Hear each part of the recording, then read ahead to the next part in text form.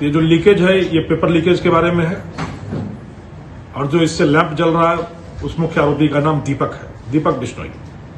दो आरोपी पकड़े गए हैं, दीपक बिश्नोई और दूसरा मनोहर। दीपक पे 25,000 रुपए का इनाम एसओजी की तरफ से घोषित था। पहली चीज जिसको हम लोग हाईलाइट करना चाह रहे हैं कि जिस तरीके से अपराधियों के लिए, असामाजिक तत्वों के लिए क्षेत्राधिकार की सीमा नहीं होती, तो जब अपराधियों पर टूट पड़ने की बात आती है, उनको नेस्तनाबूद करने की बात आती है, तब हम पुलिस भी क्षेत्र की सीमा में नहीं रहते। और उसका यह ज्वलंत उदाहरण है जिसमें एसओजी ने और जोधपुर रेंज की साइक्लोनर टीम ने मिलकर एक साथ इस बड़ी सफलता को अर्जित किया है। दूसरा संदेश जो मैं देना चाहता हूं कि यह सबक है उन लोगों के लिए जो शॉर्टकट के माध्यम से, बाईपास के माध्यम से, गलत तरीके से जीवन में वह सब कुछ हासिल करना चाहते हैं जिसकी उनको चाहत है, और क्षमता नहीं है, न परिश्रम करते हैं। और जिसकी क्षमता है, जिसका परिश्रम है, उसका हक गलत तरीके से मारकर अपने खाते में खुशहाली, समृद्धि, उन्नति हासिल करना चाहते हैं। तो यह रास्ता कहीं नहीं ले जाता, इसका मुकाम सिर्फ जेल होता है। यह संदेश भी उन लोगों के लिए है। जो आज दो बड़ी गिरफ्तारियां की गई हैं, इसके लिए ऑपरेशन डैम्प लैंप चलाया गया था। DAMP LAMP। डैम्प का मतलब होता है कोई चीज जो सीली हुई हो, जिसमें सीलन हो। सीलन यानी कोई लीकेज हो जिससे सीलन होती है, और उससे एक लैंप जल रहा, यानी दीपक जल रहा। तो ये जो लीकेज है ये पेपर लीकेज के बारे में है, और जो इससे लैंप जल रहा है उस मुख्य आरोपी का नाम दीपक है, दीपक बिश्नोई।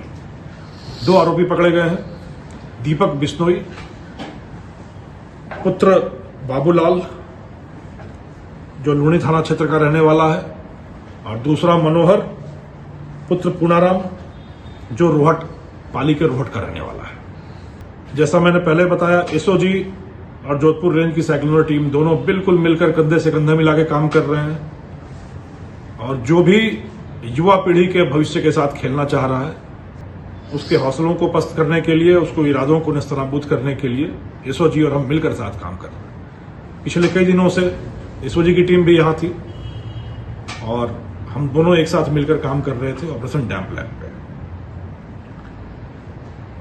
किस तरीके से, अब मैं आपको दो चीजें जो बताऊंगा, गिरफ्तारी कैसे हुई और इनका पास्ट, इनकी पृष्ठभूमि कैसे क्या रही है, उस पर चर्चा करेंगे।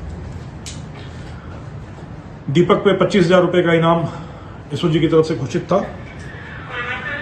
दो प्रकरणों में वांछित है वो, अभी फिलहाल के दो प्रकरणों में वांछित है एसओजी के। एक प्रकरण है जो AN भर्ती घोटाले से संबंधित है, और दूसरा प्रकरण है जो वन रक्षक भर्ती घोटाले से संबंधित है।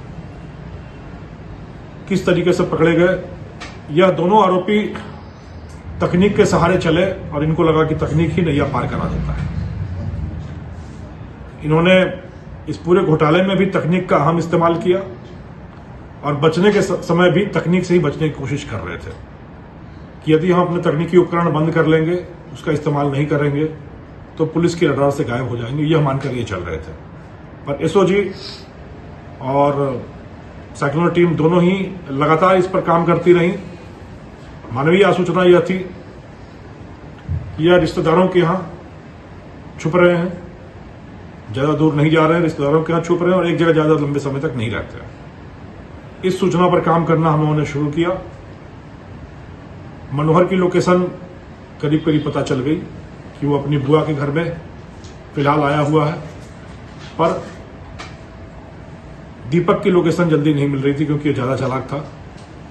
बट इसी बीच रामड़ावास गांव के कुछ ग्रामीणों ने बाजार में शेखी बगारी कि हमारे गांव में पुलिस घुसने का साहस नहीं कर सकती। पहले एक दो बार उलझे होंगे शायद पुलिस के साथ, तो उनका कहना था कि यहां कोई घुसने का साहस नहीं कर सकता, और हमने सबको कह रखा है कि जिसको भी छुपना हो आ जाओ हमारे यहाँ।